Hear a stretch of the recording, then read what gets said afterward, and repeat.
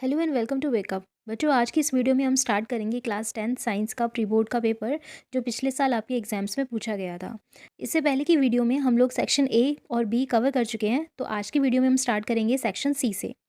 Section C का question number 29 है, describe the structure of a neuron, also write the function of each part of this cell. तो इस question में हमें neuron का structure बनाना है और इसमें जितने भी पार्ट्स आते हैं उन सबके फंक्शंस को हमें लिखना है। So this is the structure of neuron. ये है न्यूरॉन का स्ट्रक्चर। इसमें सबसे पहली चीज़ होती है डेंड्राइट। डेंड्राइट्स क्या हैं? ये जो आपको thread like fibre like structures आपको दिख रहे हैं, इनको हम डेंड्राइट्स बोलते हैं। इनका फंक्शन होता है टू रिसीव द इंफॉर्मेशन। जितने भी इंफॉर्मेशन है उसको रिसीव करने का काम किसका है? डेंड्राइट्स का। अब डेंड्राइट्स जब इन सारी इंफॉर्मेशन को रिसीव कर लेती है तो ये इंफॉर्मेशन पास ऑन हो जाती है टू द एक्सॉन। ठीक है, तो सेकेंड पार्ट है एक्सॉन। एक्सॉन क्या करता है?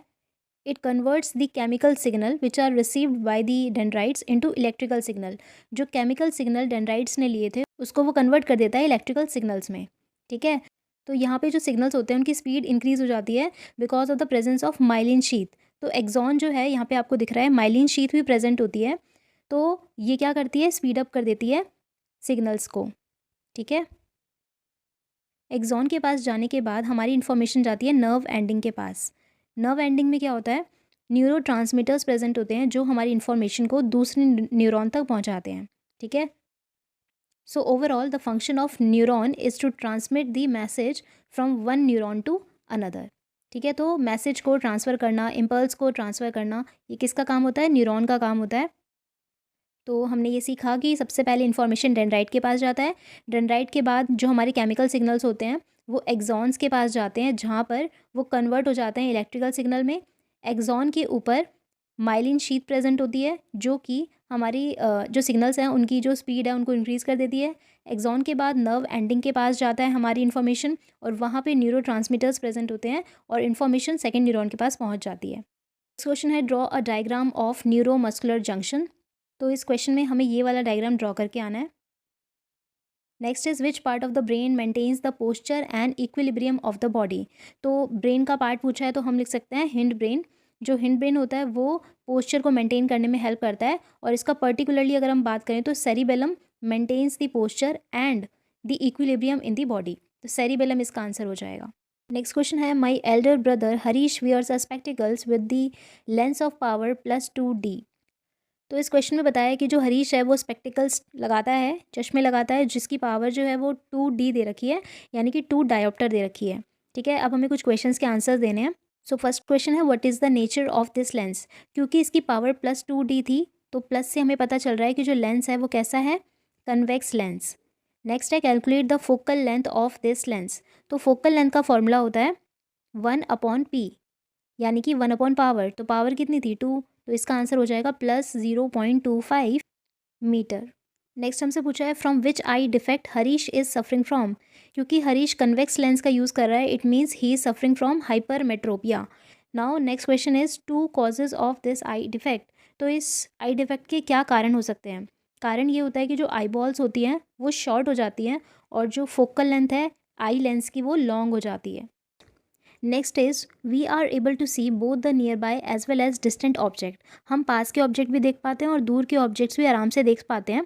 सो describe the working of ciliary muscles. तो जो आंखों में सिलेरी मसल्स होती हैं उनका क्या यूज़ होता है? सो डिस्टेंट ऑब्जेक्ट को देखने के लिए, यानी कि दूर के ऑब्जेक्ट को देखने के लिए, जो हमारी सिलेरी मसल्स होती हैं वो रिलैक्स हो जाती हैं। ठीक है, और जो हमारा लेंस होता है वो थिन हो जाता है और फोकल लेंथ इंक्रीज़ हो जाती है। जबकि अगर हमें नियर बाय ऑब्जेक्ट देखना है, यानी कि पास का ऑब्जेक्ट देखना है, तो हमारी सिलरी मसल्स कॉन्ट्रैक्ट हो जाती हैं, लेंस क्या हो जाता है? थिक हो जाता है, और जो हमारी फोकल लेंथ है वो डिक्रीज़ हो जाती है। तो जब ये कंडीशंस अवेलेबल रहेंगी तो हम पास के और दूर के ऑब्जेक्ट्स को आराम से देख पाते हैं। नेक्स्ट क्वेश्चन है, describe the phenomena of rainbow formation in the sky. अब हमें बताना है कि रेनबो कैसे फॉर्म होता है। तो रेनबो जब फॉर्म होता है तो हमारे पास मेजरली 3 प्रोसेसेस इन्वॉल्व होते हैं। First is refraction. So refraction का मतलब होता है बेंडिंग ऑफ लाइट। तो सन रेज से जब भी ड्रॉपलेट पे रेज पड़ती है तो हमारी जो रे होती है, इंसिडेंट रे, वो बेंड हो जाती है, यानी कि रिफ्रैक्ट हो जाती है। बेंड होने के बाद डिस्पर्जन का प्रोसेस होता है, splitting into 7 different colours, that is called VIBGYOR. Internal refraction करती है क्योंकि हमारी जो ड्रॉपलेट है उसका पर्टिकुलर एक मेम्ब्रेन जैसा स्ट्रक्चर होता है, तो जिसकी वजह से अंदर इंटरनल रिफ्लेक्शन चल रहा होता है। ठीक है। तो जब लाइट रे ड्रॉपलेट से बाहर आती है तो वो 7 कलर्स में डिस्पर्ज हो जाती है। ठीक है, तो रेनबो के जितने भी कलर्स हैं तो हमें सारे विजिबल होते हैं, right. So this is how rainbow formation takes place. Next question है, and this two features of magnetic field of electromagnet. Electromagnet जो होती हैं वो टेम्परेरी मैग्नेट्स होती हैं जो हम बना सकते हैं, राइट। तो इसमें हमसे पूछा है two features of magnetic fields of electromagnet. तो हम बता सकते हैं कि जो मैग्नेटिक फील्ड की स्ट्रेंथ होती है उसको हम चेंज कर सकते हैं, इट इज़ चेंजेबल। ऑल्सो जो पोलैरिटी होती है उसको भी हम चेंज कर सकते हैं। इसके अलावा आप ये सारे फीचर्स को इलेक्ट्रोमैग्नेट्स के अंदर इंक्लूड कर सकते हैं। नेक्स्ट हमसे पूछा है, right any two uses of electromagnet. तो इलेक्ट्रोमैग्नेट्स इलेक्ट्रिक बेल्स, हेडफोन्स और लाउड स्पीकर्स में यूज़ किए जाते हैं। Question number 33 is explain the phenomena of biological magnification citing an example of the food chain describing the effect of top most carnivore. So biological magnification का मतलब होता है जो नॉन बायोडिग्रेडेबल सब्सटेंस होते हैं जैसे कि पेस्टिसाइड, डीडीटी, ये सब क्या होते हैं, जैसे जैसे हम ट्रॉपिक लेवल्स में ऊपर जाते हैं वैसे वैसे वो एक्यूमुलेट होते रहते हैं, उनकी कंसंट्रेशन इकट्ठी होती रहती है, बढ़ती रहती है। ठीक है, और इस प्रोग्रेसिव इंक्रीज़ को हम बोलते हैं बायोलॉजिकल मैग्नीफिकेशन। ठीक है, जैसे कि मान लो कि हमारे पास ग्रास है, ठीक है, और अगर हम ग्रास में क्या यूज़ कर रहे हैं, पेस्टिसाइड्स वगैरह यूज़ करते हैं। ग्रास को कौन खाएगा, डियर खाएगी, है ना। तो डियर के अंदर भी वही नॉन बायोडिग्रेडेबल सब्सटेंस चले जाएंगे। डियर को कौन खाएगा, लायन खाएगा। लाइन के अंदर भी वो जितना भी पेस्टिसाइड और डीटी है वो एक्यूमुलेट हो जाएगा। तो ऐसा बोला जाता है जो टॉप मोस्ट कार्निवोर होते हैं यानी कि जो टॉप लेवल पे होंगे उनके अंदर जो नॉन बायोडिग्रेडेबल सब्सटेंस है वो सबसे ज़्यादा अमाउंट में पाया जाएगा, यानी कि पेस्टिसाइड और डीडीटी जो हैं वो ज़्यादातर टॉप मोस्ट कार्निवोर में एक्यूमुलेट हो जाएंगे। ठीक है, so this progressive increase in the concentration of certain harmful non biodegradable chemical is called the biological magnification. Question number 34 is right the ratio of the carbon and hydrogen in simplest hydrocarbon. तो जो simplest hydrocarbon है उसका example है methane. ठीक है, methane जो है वो सिंपलेस्ट हाइड्रोकार्बन है और इसका जो केमिकल फॉर्मूला होता है दिस इज CH4, यानी कि इसके अंदर कार्बन की जो कंसनट्रेशन है दैट इज़ 1 और हाइड्रोजन जो है वो 4 है। ठीक है, अब हमसे पूछा गया है draw the electron dot structure of this molecule. हमें इलेक्ट्रॉन डॉट स्ट्रक्चर बना के दिखाना है। So this is carbon. Carbon के आउटर मोस्ट में 4 इलेक्ट्रॉन्स होते हैं। नाउ कार्बन जो है वो हाइड्रोजन के साथ बॉन्ड बनाएगा। हाइड्रोजन के आउटर मोस्ट में 1 इलेक्ट्रॉन्स होते हैं। अब ये अपनी आउटर मोस्ट को फिलफिल करना चाहते हैं तो ये क्या करेंगे, हाइड्रोजन एक इलेक्ट्रॉन कार्बन से लेगा, ये वाला हाइड्रोजन भी एक इलेक्ट्रॉन कार्बन से लेगा, ये वाला भी एक लेगा और ये वाला भी। नाउ कार्बन के पास 4 इलेक्ट्रॉन्स है और उसको अपनी ऑक्टेट को पूरा करना है तो ये 4 इलेक्ट्रॉन्स इनसे लेगा और कोवलेंट बॉन्ड बनाएगा। ठीक है, so this is the electron dot structure of methane. तो जो कार्बन है वो 4 हाइड्रोजन के साथ बॉन्ड बनाएगा। नेक्स्ट हमसे पूछा है explain why the molecules with covalent bonds are poor conductor of electricity. Question में हमसे पूछा है कि जो कोवलेंट बॉन्ड बनाते हैं ऐसे मॉलिक्यूल्स पुअर कंडक्टर क्यों होते हैं इलेक्ट्रिसिटी के। तो कोवलेंट कंपाउंड्स जो होते हैं वो पुअर कंडक्टर ऑफ इलेक्ट्रिसिटी इसीलिए होते हैं because they do not form ions. यहाँ पे आयंस फॉर्म नहीं होते इसलिए वो पुअर कंडक्टर होते हैं। Next is they have low melting point and low boiling point, यानी कि उनका जो मेल्टिंग पॉइंट है और जो बॉइलिंग पॉइंट है वो भी कम रहता है because they have the strong bond with in the molecules. With in the molecule तो उनके पास अच्छा स्ट्रॉन्ग बॉन्ड होता है बट इंटर मॉलिकुलर फोर्स जो होते हैं वो स्मॉल होते हैं, कम होते हैं। ठीक है, तो इसीलिए इनका जो मेल्टिंग पॉइंट और बॉइलिंग पॉइंट है वो भी कम रहता है। नेक्स्ट हमसे बोला है right the chemical equation for the combustion of simplest hydrocarbon. तो सिंपलेस्ट हाइड्रोकार्बन क्या है, CH4 यानी कि मीथेन। मीथेन का अगर हम कंबशन करते हैं यानी कि उसको ऑक्सीजन दे देते हैं, ठीक है, साथ साथ में उसको हीट देंगे तो क्या बनेगा, CO2 बनेगा और वाटर बनेगा। So this kind of reaction is called the combustion reaction. Next is carbon can neither form C4 plus cation nor C4 minus A9. Explain.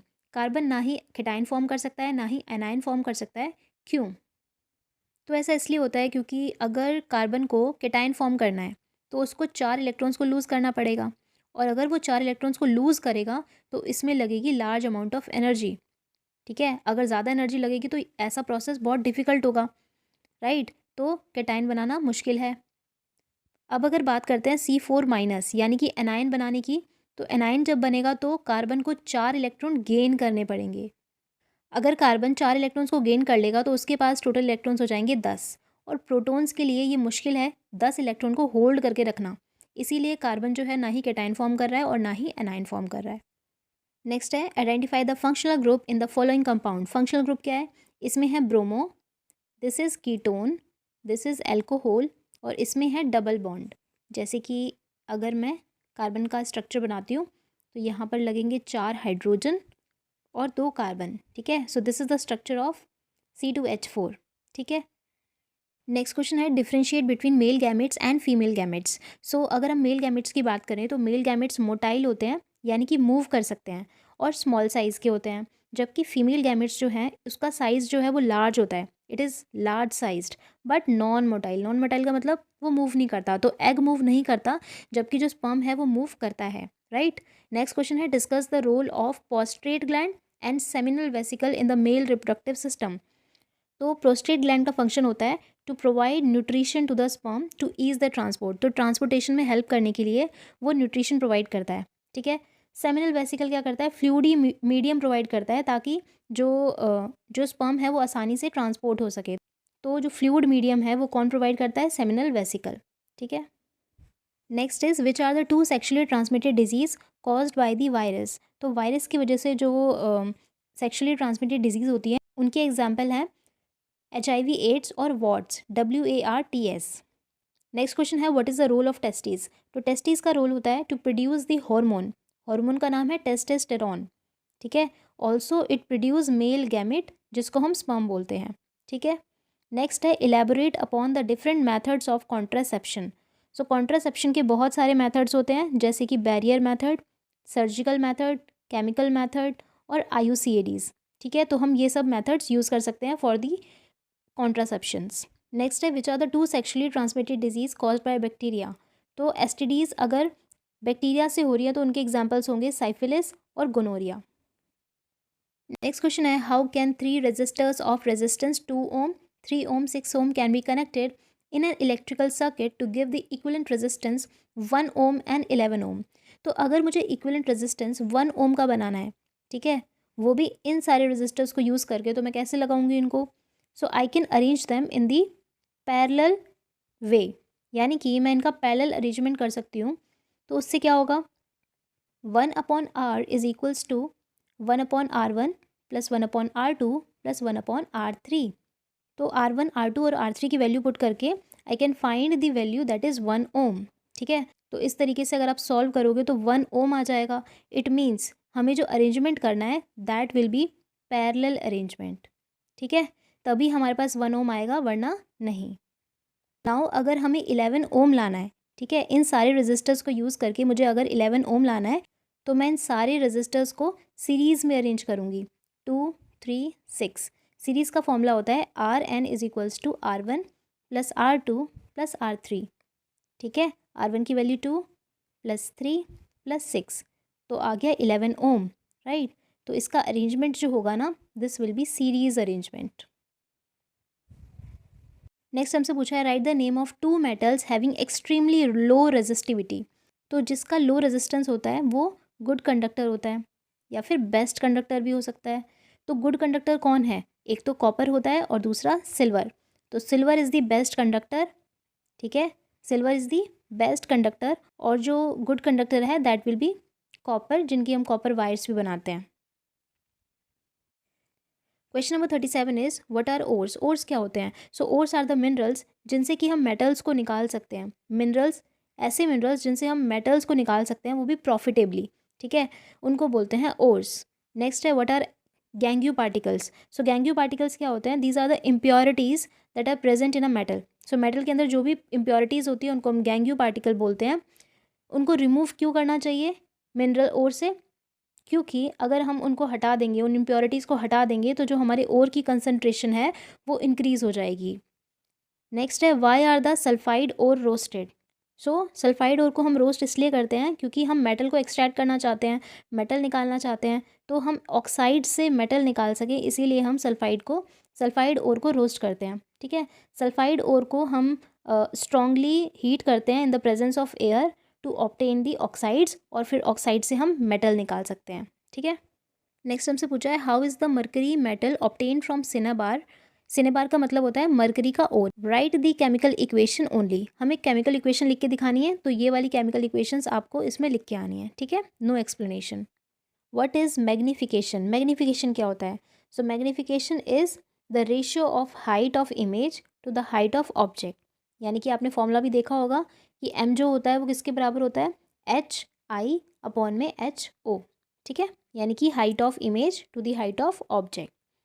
Next है, what can you say about the image of 10 metre tall tree made by the convex mirror? So जो image है वो हमेशा virtual होगी और diminish होगी। Next है, calculate the x and y on the basis of information given below. हमें x और वाई की वैल्यू फाइंड करनी है, तो कैसे फाइंड करेंगे? यहाँ पे हमें फोकल लेंथ गिवन है और ऑब्जेक्ट डिस्टेंस भी गिवन है, तो हमारे पास एक मिरर फॉर्मूला होता है, that is 1/f is equals to 1/v plus 1/u, ठीक है। This is the object distance, this is focal length, तो हम 1/v यानी कि v की वैल्यू, इमेज डिस्टेंस हम निकाल सकते हैं, तो y निकल जाएगा, तो y की वैल्यू जो आएगी ना वो आएगी -60 सेंटीमीटर, ठीक है। x का मतलब है मैग्नीफिकेशन, सो मैग्नीफिकेशन निकालने का फॉर्मूला होता है -v/u। जब हम v और u की वैल्यू को पुट करेंगे तो हमारी जो मैग्नीफिकेशन की वैल्यू आएगी इट विल बी -3, ठीक है। सो इस तरीके से आपको सॉल्व करना है। नेक्स्ट हमसे पूछा है, कंप्लीट द फॉलोइंग इनकम्प्लीट रे डायग्राम।